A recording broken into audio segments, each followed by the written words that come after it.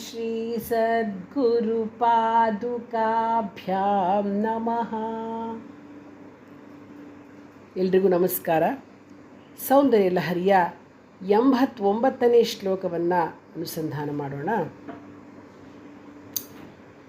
ನಖೈರ್ನಾಕಸ್ತ್ರೀಣಾಂ ಕರಕಮಲಸಂಕೋಚಶಶಿಭಿಃ ತರೂಣಾಂ ದಿವ್ಯಾನಾಂ ಹಸತ ಇವ ತೇ ಚಂಡೀಚರಣೋ ಫಲಾನಿ ಸ್ವಸ್ಥೇಭ್ಯಃ ಕಿಸಲಯಕರಾಗ್ರೇಣ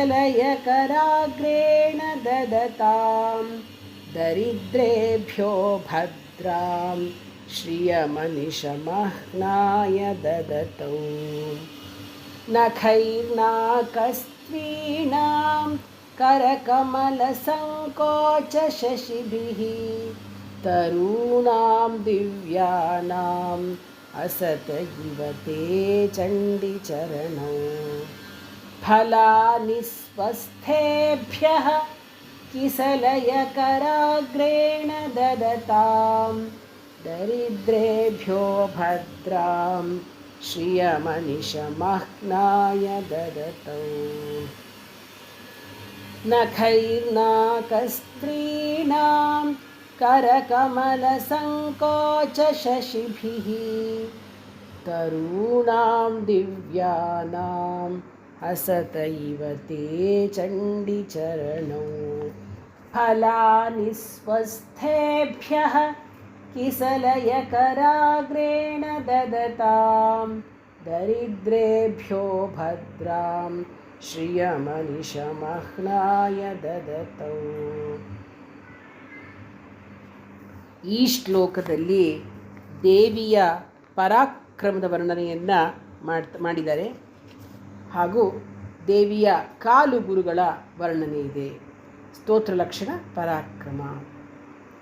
ಚಂಡಿ, ಓ ಭಗವತಿಯೇ, ನಖೈರ್ನಾಕಸ್ತ್ರೀಣಾಂ ಕರಕಮಲ ಸಂಕೋಚಶಿಭಿಃ, ದೇವತಾ ಸ್ತ್ರೀಯರ ಕರಗಳು ಕಮಲದಂತೆ ಇದ್ದರೆ ದೇವಿಯ ಕಾಲ್ಬೆರಳುಗಳ ಉಗುರುಗಳು ಚಂದ್ರಿಕೆಯಂತೆ ಇದೆ.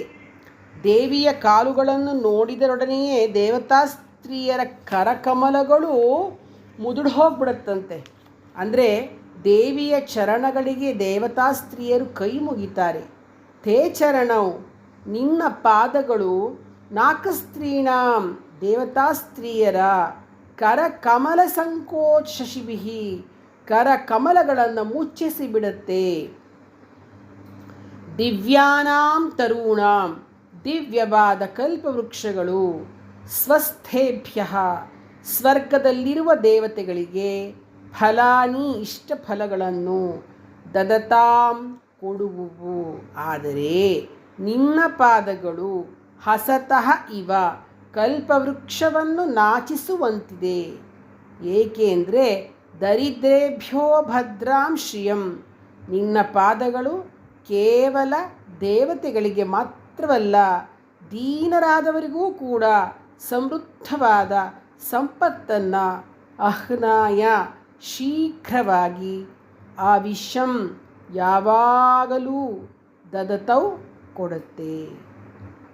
ದೇವಿಯ ಚರಣಗಳನ್ನು ಆರಾಧಿಸುವವನು ಏನನ್ನೂ ಬಯಸದೇ ಇದ್ದರೂ ಎಲ್ಲವನ್ನೂ ದೇವಿಯು ಕೊಡುವುದರಿಂದ ಸಂತೋಷದಿಂದ ಇರ್ತಾನೆ.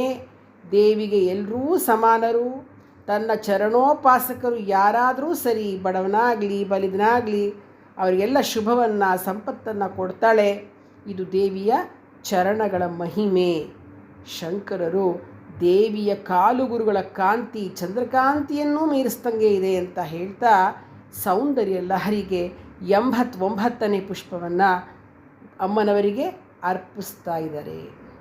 ಸೌಂದರ್ಯ ಲಹರಿ 89ನೇ ಪುಷ್ಪವನ್ನು ಸಮರ್ಪಿಸ್ತಾ ಇದ್ದಾರೆ. ಈ ಶ್ಲೋಕದ ಪಠಣೆಯಿಂದ ಸಕಲ ರೋಗ ನಿವಾರಣೆಯಾಗುತ್ತೆ. ಶರೀರದಲ್ಲಿ ಬಲವೃದ್ಧಿಯಾಗುತ್ತೆ. ಮಂಡಿ ನೋವಿದ್ದರೆ ಅದು ನಿವಾರಣೆಯಾಗುತ್ತೆ.